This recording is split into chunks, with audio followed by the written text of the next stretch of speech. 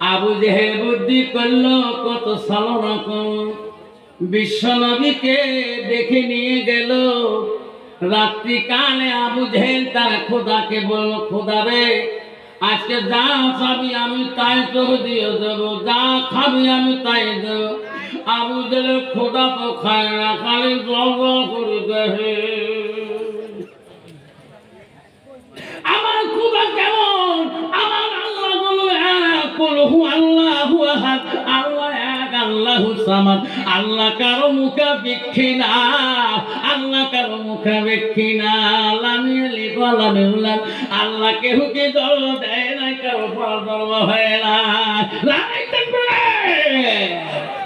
আবু জেহেলের সামনে আমার রাসূলকে পরীক্ষা শুরু করলো। আবু জেহেলের সেনাবাহিনীরা, আবু জেহেলের শরীর খোদার ভিতরে শয়তান ঢুকে গেছে। শয়তান প্রকাশ করতেছে, মহারাজ, ও মহারাজ, কি মুহাম্মাদের ধর্মটা ছোট, তোর ধর্মটা বড়। আবু জেহেল ওই সময় হাতের মধ্যে ধনু ছিল গো। আমার বিশ্ব নবীকে এমন জোরে আঘাত করলো গো, হাজার মানুষের সামনে নবীকে অপমান করলো। আমার নবী কান্তি কান্তি ছায়া বলে, মাবুদ, ও মাওলা, এই পরীক্ষা তো তোর কাছে আমি জিতেছি। নবীজির জগৎ আমি হামজা বিখ্যাত শিরোমণি শিকারী ছিল গো। উনি গেছে হরিণ শিকার করেছে, হরিণকে তীর মারবে। ওই সময় হরিণের জবান দিয়ে কথা বলে, ও আমি হামজা, আমাকে তীর মারিস না, আমি কষ্ট পাই। আমার মধ্যে আমার থাকি, তুমি আবু জেহেলকে তীর মারো। যে নবীর জন্য আমরা হরিণরা এই জঙ্গলের মধ্যে কান্দি, আমরা জঙ্গলের মধ্যে নবীর প্রশংসা করি, সেই নবীকে আজকে ওই আবু জেহেল বেঈমান করেছে, আঘাত করেছে। আমি হামজা, তাড়াতাড়ি তুমি চলে যাও, আমার শিকার করার বদলে তুমি আবু জেহেলকে স্বীকার করো। আমি হামজা তখন ইসলাম গ্রহণ করেন সম্বন্ধে ভাতিজা, কিন্তু আমি হামজা বাড়ি মুখে হরিণ শিকার না করি, দীপ্ত বেজে বাড়ি থেকে চলে আসি। আমি হামজার স্ত্রী সব কিছু ঘটনা জানে, সব কিছু দেখছে রে। আমি হামজার বিবি কাঁদছিল রে, মোহাম্মদ, আজকে আমার জানে আবুদের তোকে যত বড় অপমান করলো, তো চাচা তো বাড়িতে নাই। আমি হামজার স্ত্রী চোখের পানি ফেলে দিয়ে ফেলে কাঁদছিল। এমন মুহূর্তের মধ্যে আমি হামজা বাড়িতে উপস্থিত হয়ে গেলেন। আমি হামজা বিবি সব কিছু ঘটনা করে বলে। ওই সময় আমি হামজা বলে, বিবি রে, আর আমি দেরি করতে পারি না, আমার মূল্যবান চাবুকটা তুমি আমার হাতে দিয়ে দাও। ওই সময় আমি রান্না দেবে বলছি, ও স্বামী গো, তোমার জন্য আমি রান্না তৈরি করেছি, আপনি রান্না খেয়ে চলে যান, আপনি খানা খেয়ে চলে যান। আবু জেহেলের কাছে যদি যান, আমার রান্না করা খানা খেয়ে যান। আমি হামজা বলছি, বিবিরে তো সাক্ষী রাখি বললাম, যত গান পর্যন্ত মুহাম্মাদের প্রতিশোধ আমি আবু জেহেলের কাছে নেব না, অতক্ষণ পর্যন্ত একটা দানা আমি মুখে দেব না। যেরকম সুবহানাল্লাহ।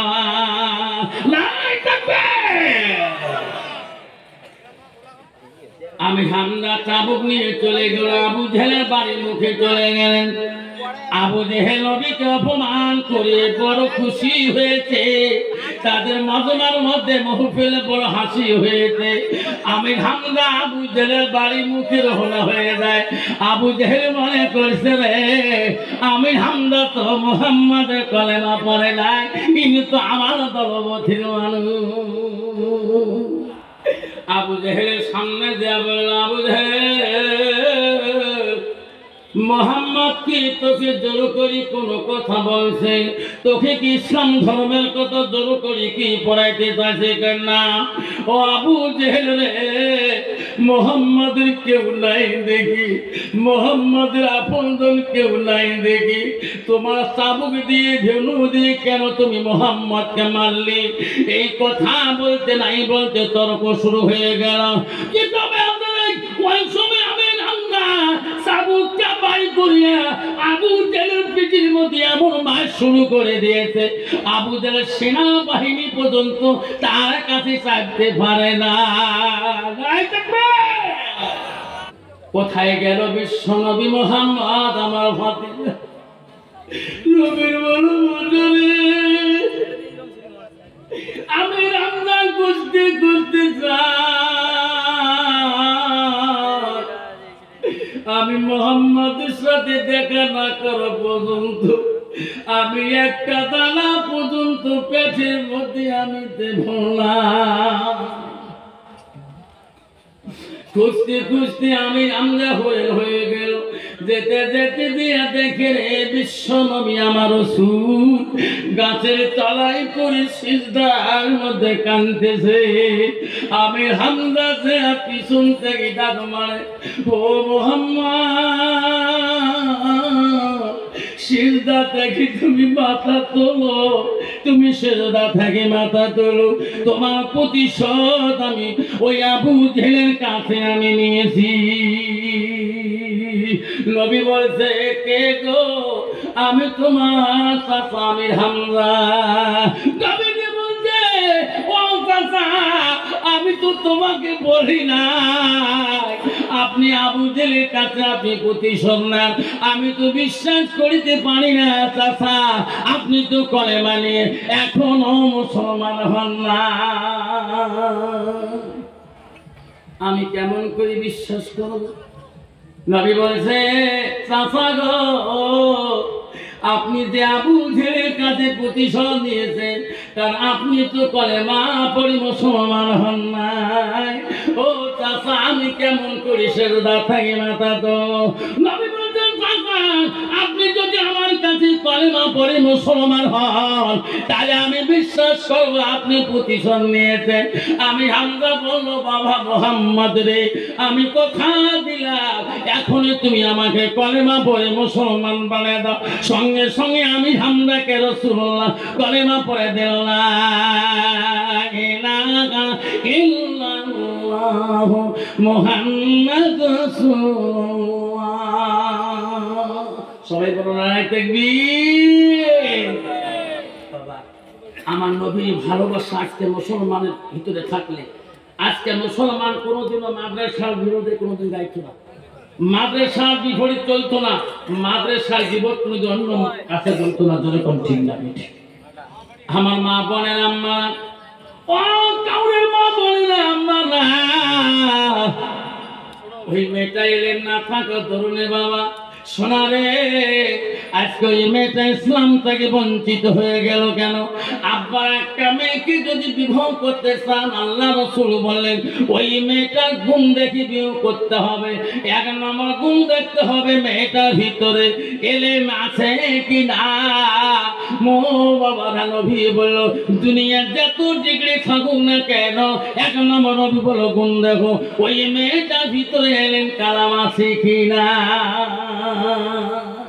নবী দুই নম্বর বললো ওই মেয়েটাকে বিবাহ করতে হলে ওই মেয়েটার বংশ বুনিয়াদের দিকে তাকান, তারা আল্লাহ ওয়ালা মুত্তাকিন আছে কিনা। মুসলমান তো ওটা দেখে না, মুসলমান দেখে নগদ কত বাকি কত। তোমার জায়গা আছে বাবা, এলাম মাতারুর বেড়ি হোক বা সূর্যের বেড়ি হোক, কয়েক গ্লাস খাও। নগদ কত আমার আসামত আছে, নগদ বিয়ে সাজার জন্য 1 লাখ। তাই চাচা মেয়ের বাবা যে খায় ওই খায়টা ওই খায়। খলিফাতুল মুসলিমিন ও কাউরের বন্ধু নেই, পৃথিবীর 4 জন খলিফার মুসলিমিন ছিল। 1 নম্বর হযরত আবু বকর, 2 নম্বর ছিল হযরত ওমর, 3 নম্বর হযরত ওসমান গনি, 4র্থ হযরত আলী। 4 জন খলিফা মুসলিমের রাষ্ট্রপতি ছিল। সবচাইতে 4 জনের ভিতরে হযরত ওমরের রাগটা বেশি করা ছিল, বেশি তেজি ছিল। তার সামনে কেউ কোনো কথা বললে হযরত ওমরের তরবারটা খাপে থাকতো না, সঙ্গে সঙ্গে সাফ করে বাইরে করতো। এত মেজাজ ছিল। এত রাগ ছিল হযরত ওমর। কিতাবে আছে, আমি কিতাব স্কুলে পড়াই, কিতাবটা ওই কিতাবটার নাম মুক্তারুল আদম নামে একটা কিতাব, আমি স্কুলে পড়াই। আমার ক্লাস 10 এর মধ্যে মুক্তারুল আদম নামে একটা বই আছে। আমার হাই স্কুলের মধ্যে একটা বই দিয়েছে আসামে, মুক্তারুল আদম। ওইখানে হযরত ওমর রাদিয়াল্লাহু আনহু একটা ইতিহাস লিখছিলেন। একদিন হযরত ওমর রাত্রিকালে এক জায়গা যেতেছিলেন পথে মদিনার দিকে, যেতে যেতে এক বাড়ির পাশে দাঁড়াইলেন। ওই বাড়ির পাশে দাঁড়িয়ে ওই বাড়ির এক বুড়ি মা তার মেয়েকে বলছে, এক মেয়েকে বলছে, মা বেটি বাজারে চলে যাও, আমার গাভীর ছেঁকা হয়ে গেছে। মা আজকের গাভীর দুধ অল্প, মা অল্প দুধ হয়েছে আমার গাভীর দুধ। মা আজকের গাভীর দুধ গুলা মা তুমি পানি মিশিয়ে অর্ধেক দুধ অর্ধেক পানি সমান করিয়া তুমি মদিনার বাজারে নিয়ে যাও। মেয়েটা শুনতেছে আর বলছে, মা মা দুধের মধ্যে পানি মিশানো যায় না। মা মা তুমি জানো না মদিনার সম্রাট মদিনার খলিফা হযরত ওমর আইন করেছে। মারে উনি যদি জানি পায় দুধের মধ্যে পানি মিশিয়ে মদিনার মার্কেটে বিক্রি করে, উনি শুনলে মা আমার কান্নাটা দুখণ্ড করে দেবে। মা গো আমি দুধের মধ্যে পানি মিশাইয়া মদিনার বাজারে যেতে পারবো না। জোরে কোন সুবহানাল্লাহ। তার ঘোড়ার দিকে শুনতেছে, মেয়েটাকে বারবার মা তাগিদ করতেছে, বেটি রে ও বেটি তুমি হযরত ওমরকে কেন ভয় খাও? উনি মদিনার রাষ্ট্রপতি খলিফা হতে পারে, উনি তো মদিনার বাজারে বসে থাকে না, উনি তো ডিউটি করে না। মেয়ে বলছে, মা হযরত ওমর খলিফাতুল বুজলিমিলওয়া মদিনার মার্কেটে বসে না থাকতে পারে। মা আমি তার জন্য ভয় করি না, মা আমি স্বয়ং আল্লাহকে ভয় করি। মা হযরত ওমরের নজরে না পড়তে পড়ে মা পানি দেওয়া আল্লাহর নজরে পানি দেওয়া ধরা পড়বে। মা আমি আল্লাহর ভয়ে মা দুধের মধ্যে পানি মিশাইয়া আমি মদিনার মার্কেটে বাজারে যেতে পারবো না। বাবারা কত বড় ইমানদার মেয়ে গো। খলিফা মুসলিমিন ওই কথা শুনে বাড়ি মুখে রওনা হলে, বাড়িতে এসে তার বিবিকে ডাক মারল, বিবি আমার ছেলে আব্দুল্লাহ কোথায়? কেন স্বামী এত সকালে আব্দুল্লাহর কথা কেন বলেন? বিবি রে আমার বেটাকে ডাক মারো, আসিমকে দেখো, আমি এত সুন্দর একটা বৌমা দেখিয়েছি রে বিবি। ওই মেয়েটা যদি আমার বাড়ি পুত্র বধূ হয়ে যায়, আমার বাড়ি ইমান কোনোদিন ত্রুটি হবে না। হযরত ওমর খলিফা মুসলিমিন তার ছেলেকে ডাক মারল, বাবা আমি যে তোর আব্বা হই আমার কথাটা কি মানবি? হযরত ওমরের সন্তান বলে, আব্বা আমি যদি আপনার কথা না মানি আমি কার কথা মানবো? তাড়াতাড়ি বলো আব্বা, আপনি যা বলবেন আমি তাই শুনবো।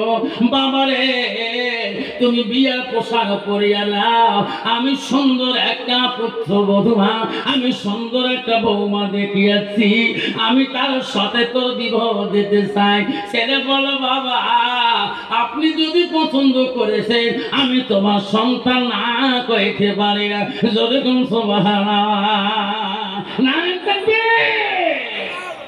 বাবা আজকের ছেলে বাবা যদি পছন্দ করে নামাজি মেয়ে, ছেলে কিন্তু পছন্দ করে না, যেরকম ঠিক না বেটি।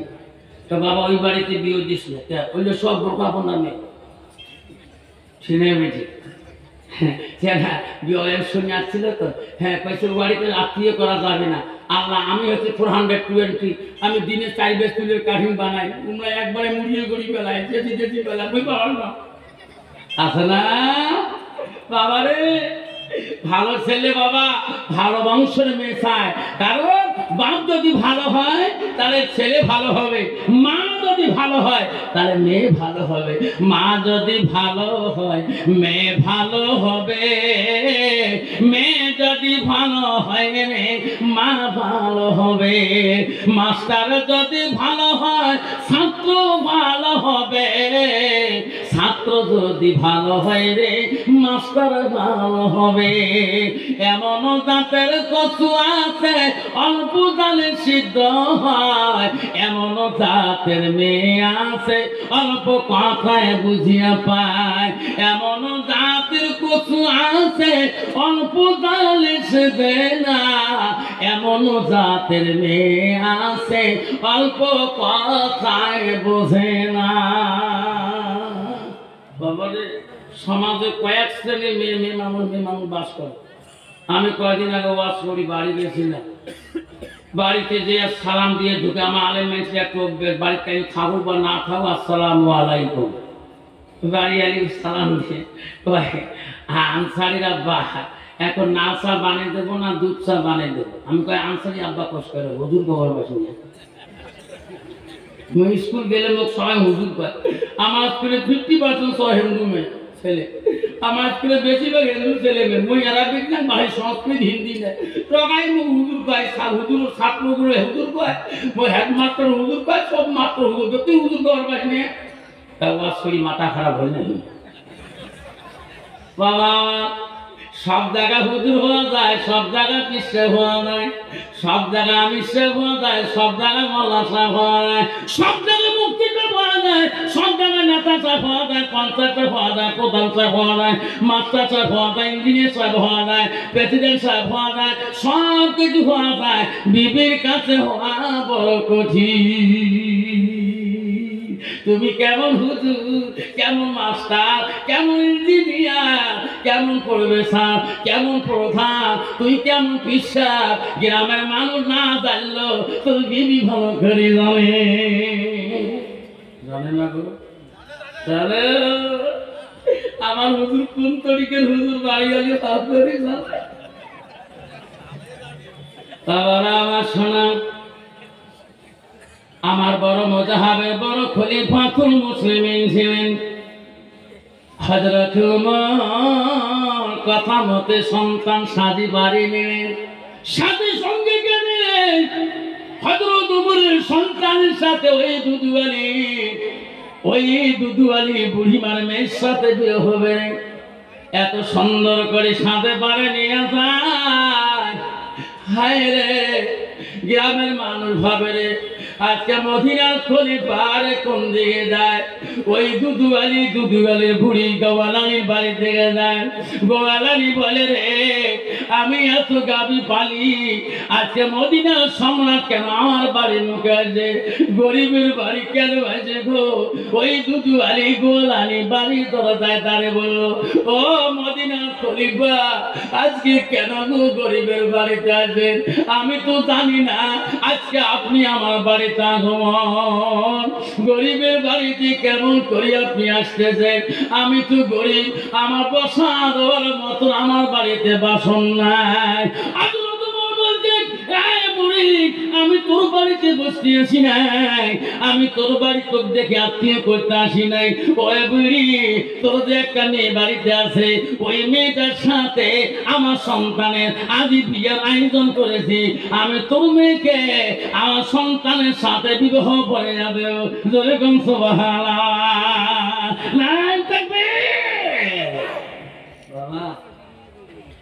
বৌমা যদি ভালো হয়, বিবি যদি সংসারে ভালো হয়, সংসারে চতুর্দিকে ভালো ধরে কোন ঠিক না। আবার আমার শোনার চানা আবার আল্লাহ নবীর কাছে আব্দুল্লাহ ইবনে মাসউদ প্রশ্ন করলো, ওয়ালা নবী সাল্লাল্লাহু আলাইহি সাল্লাম ইয়া ইহাবুল্লাহ তাআলা, নবী গো আল্লাহর কাছে সবচেয়ে বড় আমলটা কি? নবী বলল কারাসালাতু আলা ওয়াক্তিহা। নবী আবার বললে কুলতু সুম্মা, ও নবী গো সময় মতো নামাজ পড়া ওয়াক্ত মতে নামাজ পড়া থেকে আরো কোনো আমল আছে নাকি?